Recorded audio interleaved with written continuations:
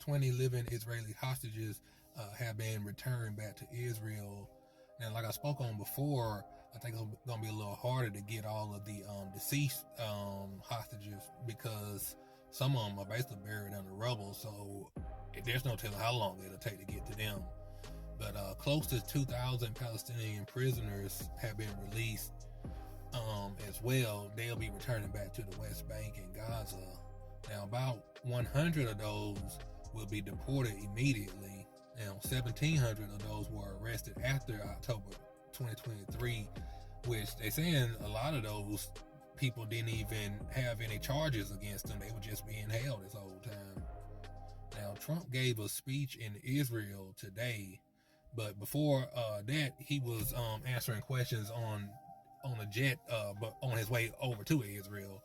And he was asked what will happen if Israel goes back to war with Gaza after the hostages have been released. And he basically said that won't happen. And we'll see if he'll stand on his word or not.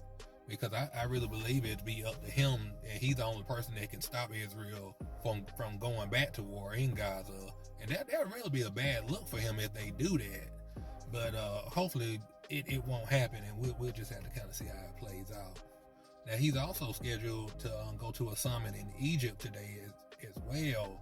Now, he invited Netanyahu, but I believe he declined.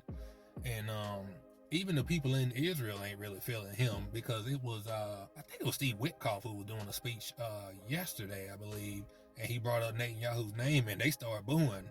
So they ain't even really feeling him in his own state. But either way, a Palestinian journalist was killed over the weekend in Gaza City. Now, this happened when Hamas got into a shootout with the armed militia that they say is linked to Israel. Now, a source says that the militia killed some displaced Palestinians as they were heading back to northern Gaza. So we have to keep an eye on that. And even Trump spoke on, maybe having to bring some people in to help keep it from being too chaotic in Gaza right now, because you got to think everything is demolished and these people have nothing. So it's going to be hard to kind of keep the order and peace when you're living somewhere like that, where they don't even have jobs to pay for anything. So I don't know how they're going to get by, but hopefully they can keep the peace and just help these people get back to a normal way of living.